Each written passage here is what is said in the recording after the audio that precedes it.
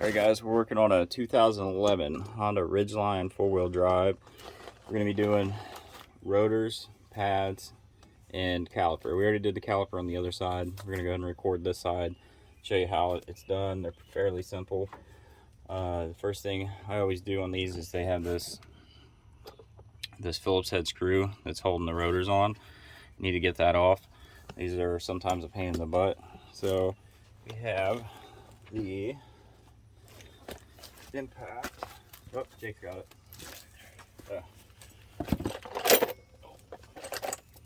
Gotcha. One of these.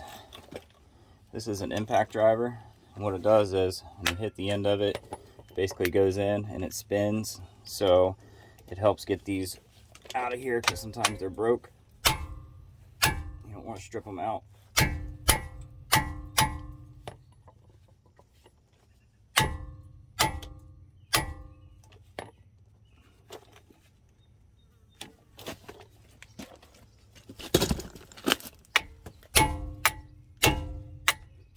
See, when you hit it, it spins at the same time.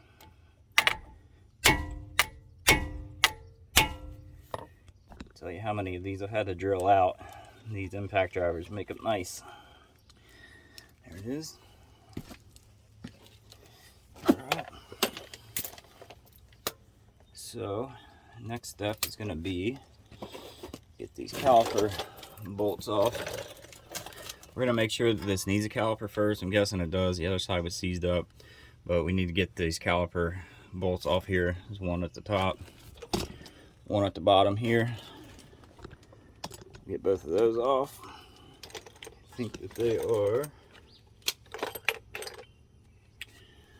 17 or an 18.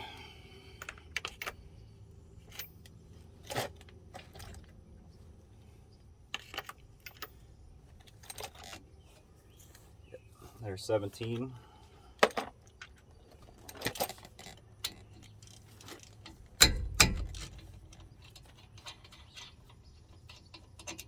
One.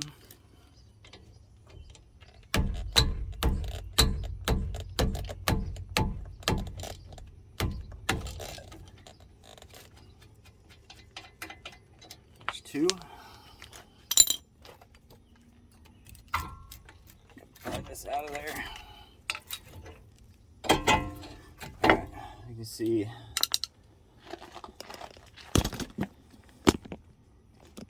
can't see. This guy's pretty rusty.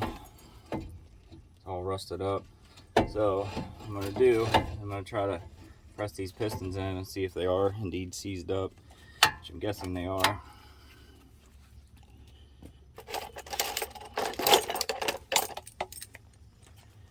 So I got a good view. Yep. Alright. So I'm going to take the old brake pad and put it on the pistons like that.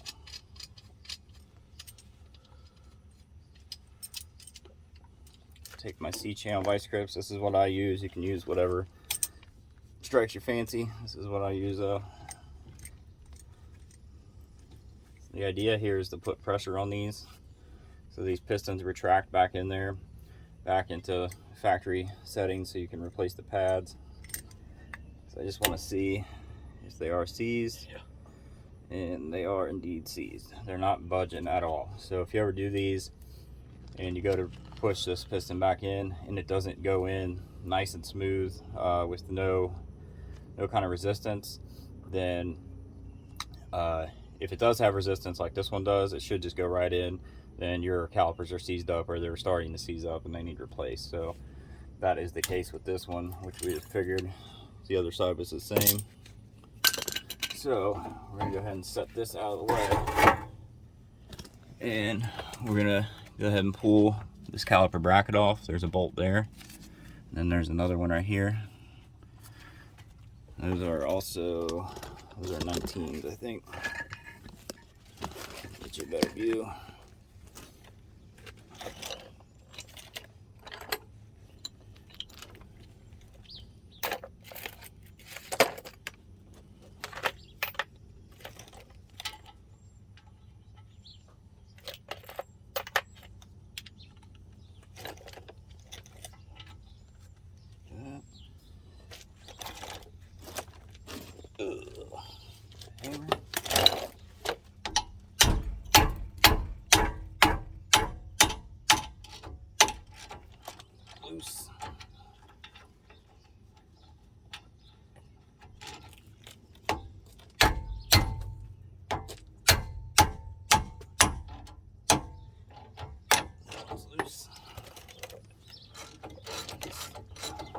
pull those off there. Okay, you want to get that? Where's that other rotor at? Oh, the rotor? Yeah, it's right behind you. Okay. Let's I'll get open the it for you. box.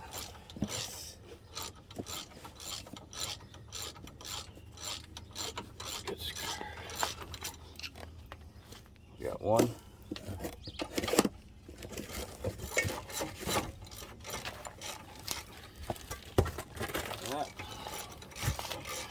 Catch the 10 pounds of rust. It's about to fall off this thing.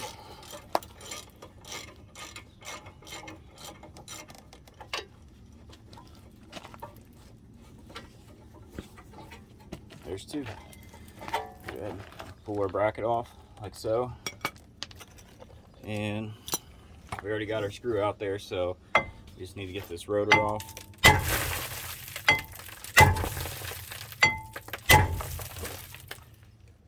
You got to stand up to do that.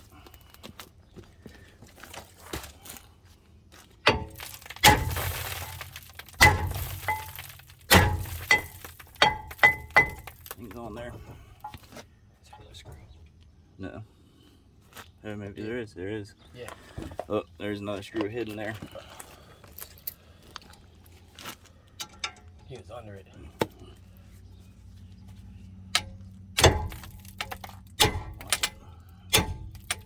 Okay.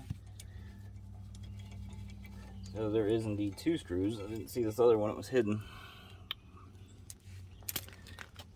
All right.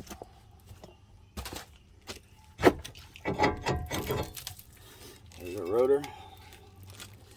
It's in great shape, as you can see. Give me that one.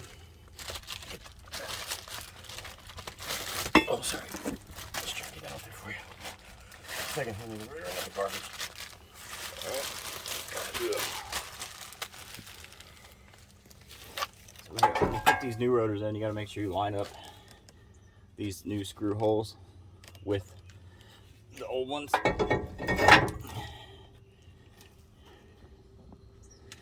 There. These new rotors, for whatever reason, only came with one screw hole, so both these screws aren't going to go back in, just the one. These are really just to hold the rotor in place while everything's being assembled. They're not really that important. They're not a critical part, I should say. All right, so we got our rotor on. What we're going to do now is we're going to get our new caliper. Looks like this, brand new. It's all assembled, bracket, and everything is all one part. So what we're going to do is we're going to bolt this on. Those two caliper bracket bolts we pulled off, 19 millimeters. We're going to bolt this entire assembly up, just like this. Put it on.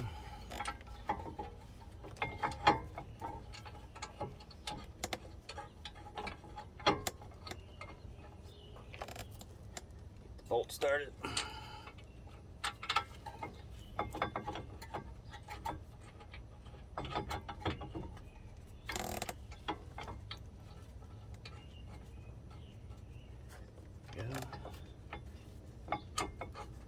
There we go.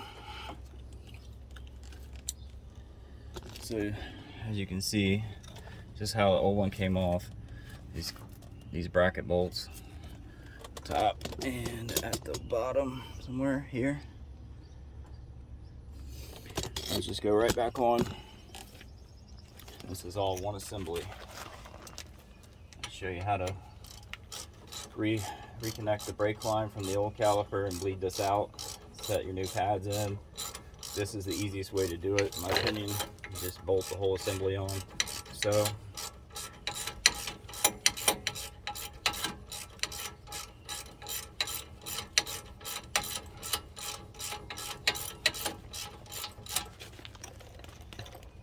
tight.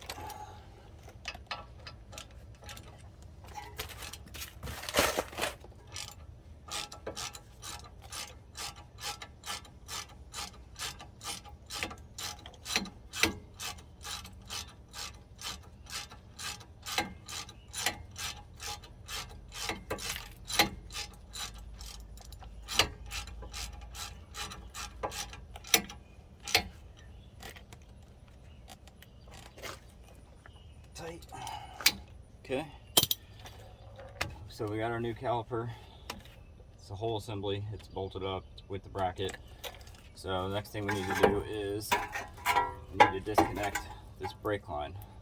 So before we do that, your new caliper should have came with a new banjo bolt.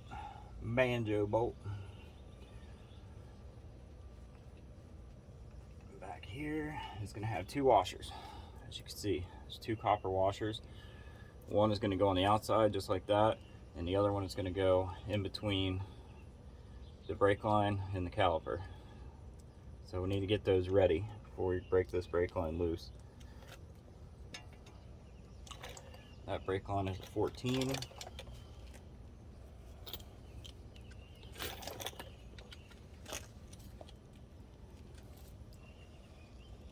sure you guys can see. So I'm just going to go ahead and get this 14 off here. This whole brake line, there we go. It's loose. Should just spin out by hand. Brake fluid can start leaking out. Make sure you got something under here to catch the fluid. Okay. You're not going to need this old bolt. You don't want to reuse it. It's no good. The new caliper should have came with a new one. Kind of sitting there a little funny. Catch that. Set that there. Yeah, see. No, that's good. I'm gonna set it there. So you want to make sure on these that those old washers are not connected to either side of these. So if you really want to, just to be double safe, you come in with a wire brush and just kind of clean the outsides of them so they seal good. You can see brake fluid's leaking out of there. That's good. That tells us that the brake hose is not clogged up. So our next step is going to take this new banjo bolt. We're going to put one end into there. And we're going to take our other washer and put it on the back side like that. And then it's going to bolt in. So these do bolt in a specific way. You'll see a notch. Let me get this one started and I'll show you. You'll see a little notch where this brake line goes in right here. And it needs to go from the top like so. And I think that this bolt, this new brake line bolt, is a 12 millimeter.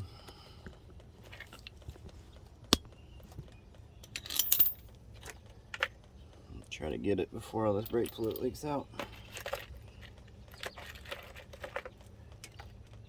Yep. So it's a 12 millimeter. We're going to go ahead and tighten this up. I'm sure that there's a torque specification for these somewhere on the internet. I always just tighten them very tight by hand. Make sure, I always double check everything, make sure no fluid's leaking. And it's not a 12, it is an 11.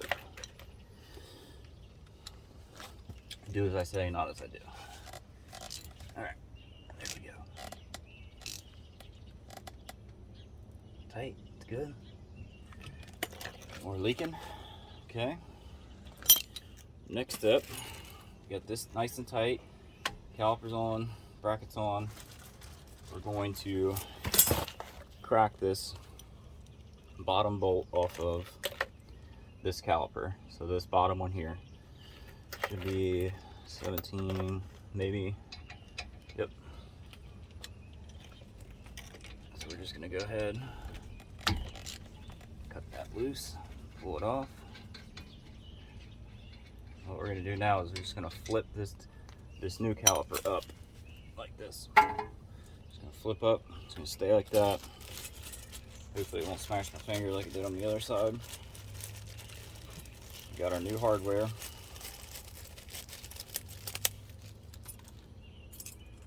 New hardware. It's just gonna snap into place. Like that.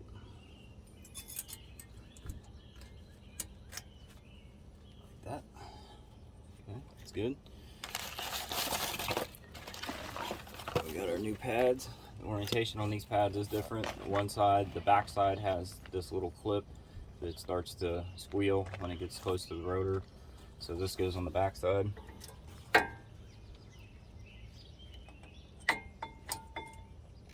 sure that clips all the way in. Yeah, seems like it.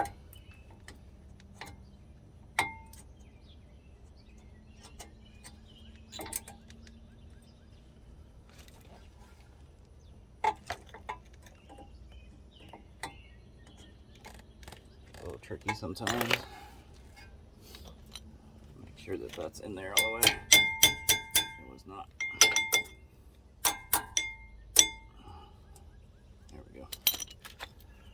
See if we got any luck now. Yep, there we go. Like butter. Like a glove. That one. Same thing with our front side. It snaps right in. We got our Permatex brake grease. It's going to help prevent any kind of squealing or squeaking. We got, I just put it where the caliper contacts the pad, which is, there's 3 spots on these, so do some there, some there, some there, and on the back side as well. Bob Ross style. All right. We're just gonna drop that down. I'm gonna go ahead and get our bottom caliper bolt started.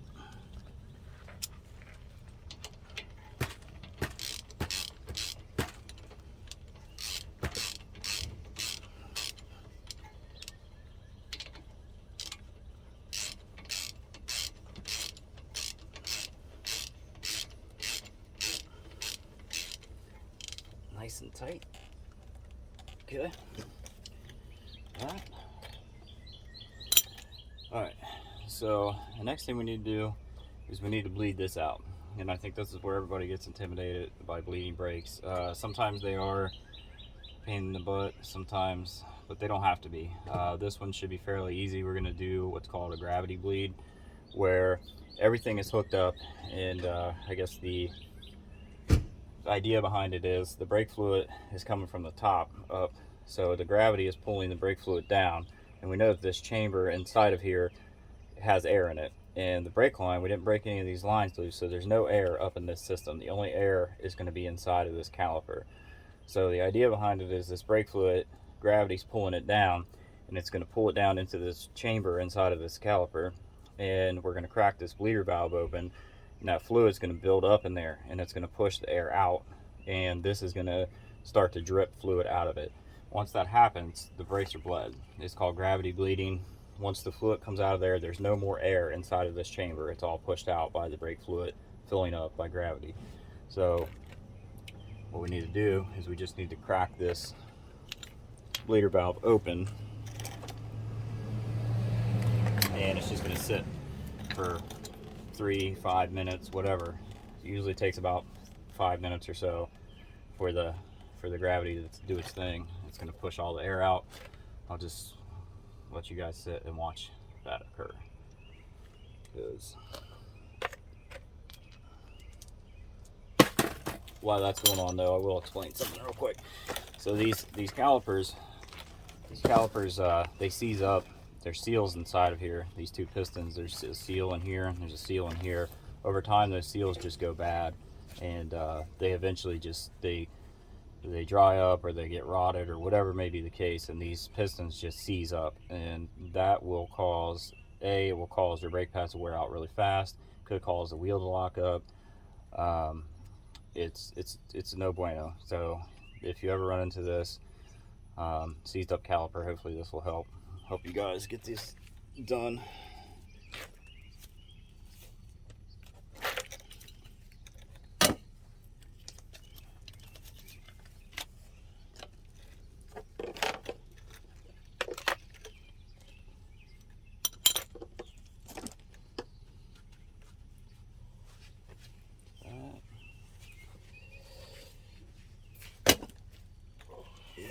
Blood is in the back. Yeah, we were pretty much done with all this stuff.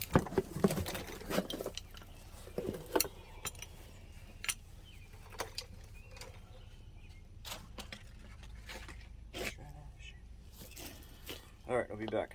I'll let that start to drip. There it goes. Yep, that was quick. So you can see, as I stated, see the fluid running out of there. So gravity did its thing, and this is now bled. I'm gonna let it drip for a few more minutes just to be safe, but that's how you gravity bleed them. They don't always work out like this. Some of them don't like to do it, but if it's your lucky day, this will work for you. Yeah, I can't watch a lot of cars anyways. So we're just gonna go ahead and tighten this up. All the fluids leaked out of there, we're good. We're gonna get this nice and tight. Don't over tighten it because you'll strip that out. It's tight, and this thing is good to go. We're gonna put the wheel back on, and we're gonna go in, start the truck. We're gonna pump up the brakes real good because we did the complete brake job. You always want to pump the brakes before you put it in gear, otherwise you will have no brakes. So anytime you do a brake repair like this, always pump the brakes before you put it in gear and drive off for the first time. The only other thing we need to do is check the brake fluid level. Since we did lose some fluid out of here, we're going to check the brake fluid level and make sure that it's good. We didn't lose a ton, but we'll refill whatever we lost. Other than that, you guys are good to go. Hopefully this helped.